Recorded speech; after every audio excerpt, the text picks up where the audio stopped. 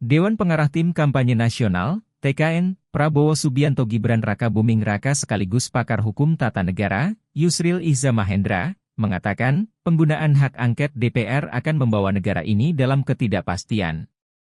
Hak angket yang kini diusulkan untuk menyelidiki dugaan kecurangan pemilu presiden, Pilpres, 2024, kata Yusril, berpotensi menimbulkan kaos atau kekacauan.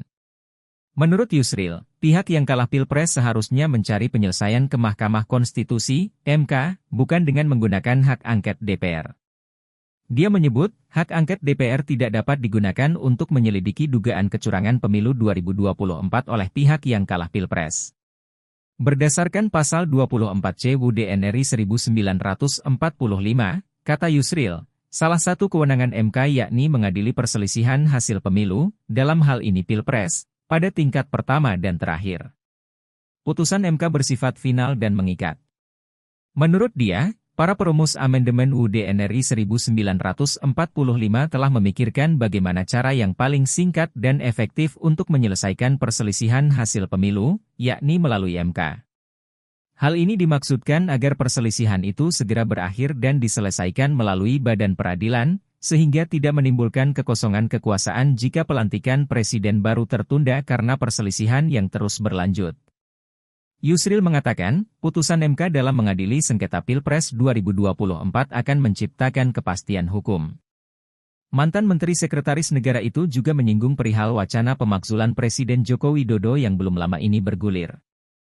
Dia menduga, wacana penggunaan hak angket DPR merupakan upaya untuk memakzulkan kepala negara. Yusril melanjutkan, wacana pemakzulan terhadap Presiden juga harus melalui persetujuan MK. Jika MK setuju dengan DPR, maka DPR harus menyampaikan permintaan pemakzulan kepada MPR. Dari situ, MPR akan memutuskan setuju atau tidak setuju.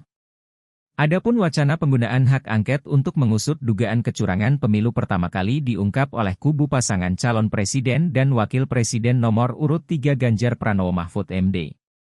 Ganjar mendorong dua partai politik pengusungnya, PDIP dan Partai Persatuan Pembangunan, PPP, menggunakan hak angket karena menurutnya DPR tidak boleh diam dengan dugaan kecurangan yang menurutnya sudah telanjang. Gayung bersambut, calon presiden nomor urut 1 Anies Baswedan menyatakan partai politik pengusungnya juga siap untuk menggulirkan hak angket. 3 parpol pengusung Anies Muhaimin adalah Partai Nasdem, Partai Kebangkitan Bangsa, dan Partai Keadilan Sejahtera. Download Tribun X sekarang, menghadirkan lokal menjadi Indonesia.